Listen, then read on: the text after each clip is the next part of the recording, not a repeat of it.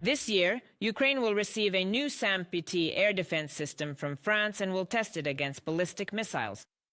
President of Ukraine Volodymyr Zelensky stated this during a conversation with journalists. He also noted that if the SAM-PT proves itself effective, Ukraine will be first in line to receive new units. After all, it is one of the best alternatives to the Patriot.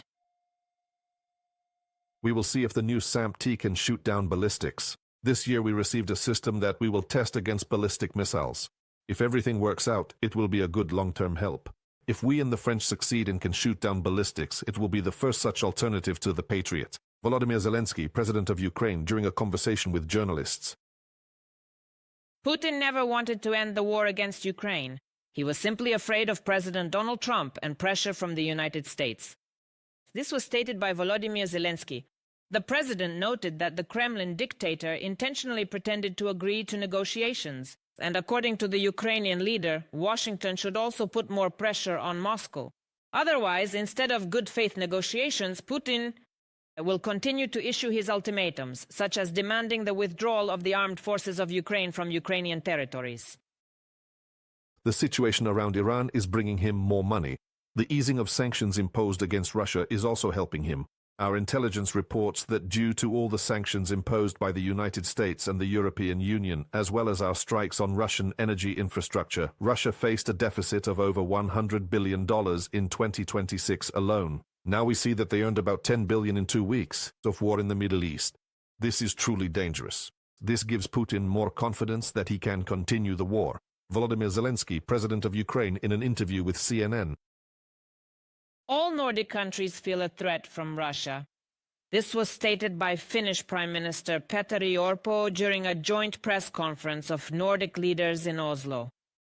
According to Orpo, they stopped feeling safe because of the actions of the Russian Federation, all 5 countries in the region. This refers to Norway, Denmark, Sweden, Finland, and Iceland. The Finnish Prime Minister also commented on Arctic security issues.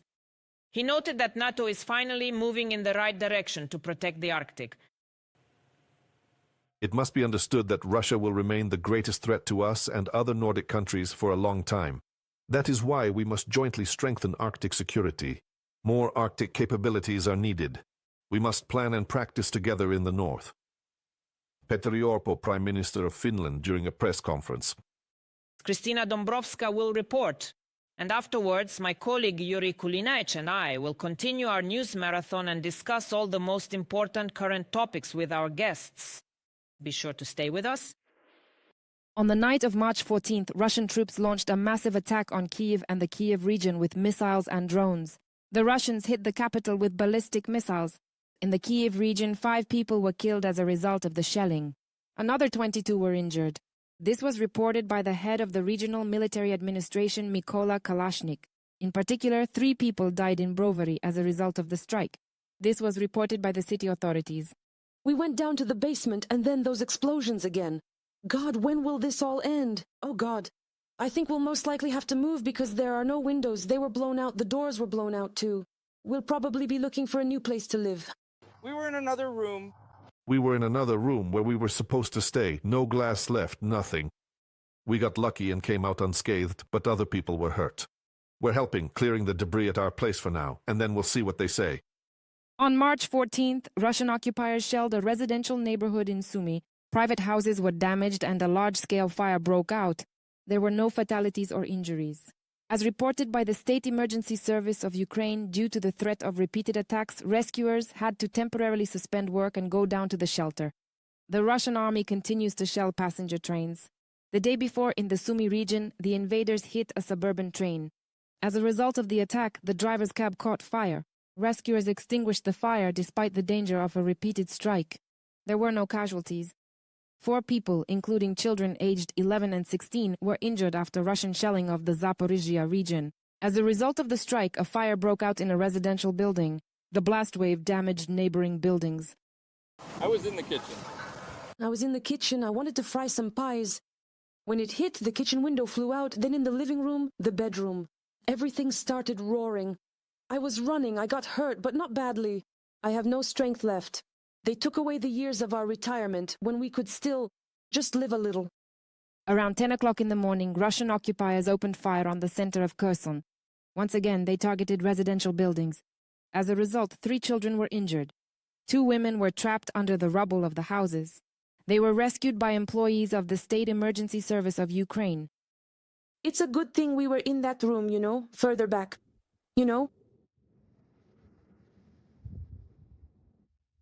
I was standing to the side, but my wife was thrown back. She seems okay, nothing was broken like that. The Russian army launched 97 drones at Ukraine on the night of March 15th. 70 of them were Shaheds. This was reported by the Air Force of the Armed Forces of Ukraine. Ukrainian air defense managed to neutralize 90 drones. Hits were recorded at 5 locations. The Russians struck 3 districts of the Dnipropetrovsk region more than 10 times. 2 people were injured. This was reported by the head of the Regional Military Administration, Oleksandr Hanja. 3 two-story apartment buildings were damaged as a result of a Shahed attack on the outskirts of Dnipro.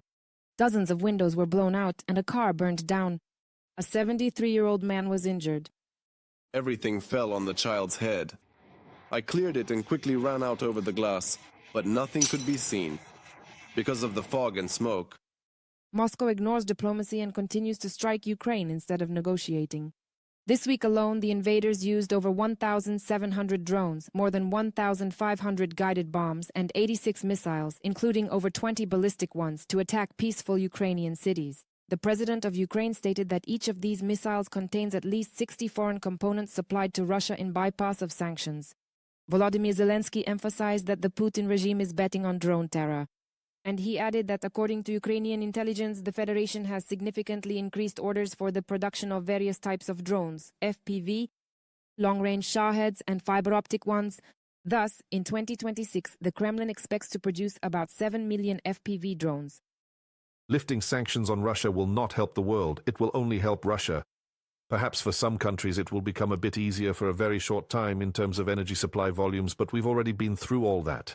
In any case, in the end, you will find yourself on the hook.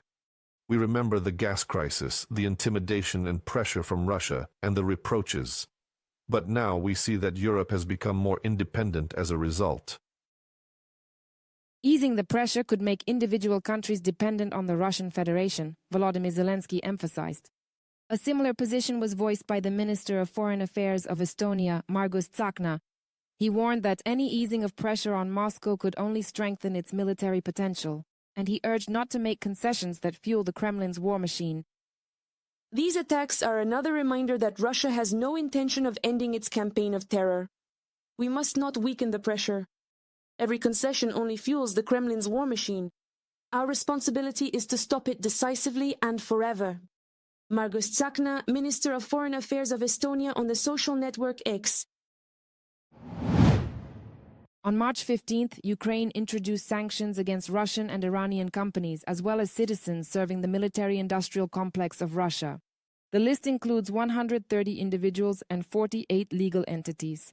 Among them are enterprises involved in the production of the Oreshnik missile system and companies involved in the supply of components for the production of the Kometa series satellite navigation equipment. Also on the list are Iranian firms and citizens involved in the manufacture of Iranian drones and missiles. Another sanctions decision concerns 10 Russian Paralympians who spread Russian Federation propaganda. Meanwhile, the European Union has extended sanctions against Russia for another 6 months.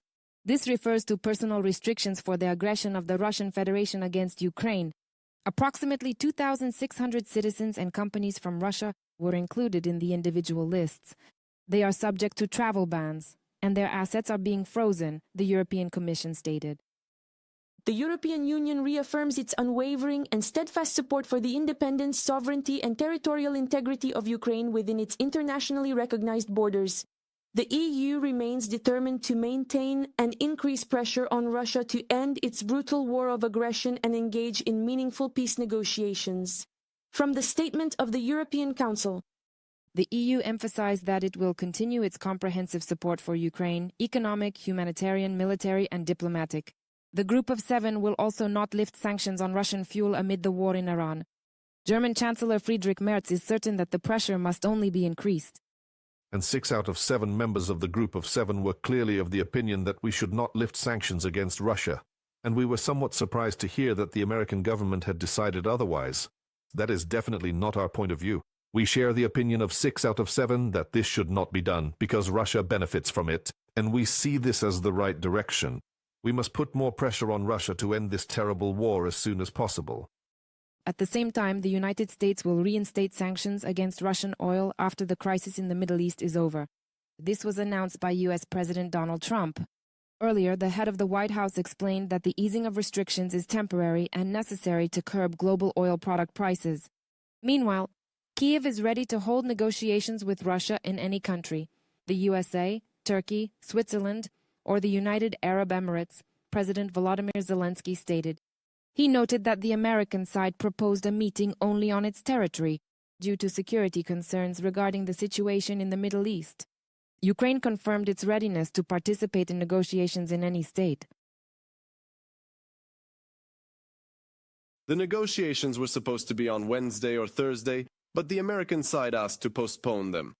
There's a whole soap opera with these negotiations because of the war in the Middle East.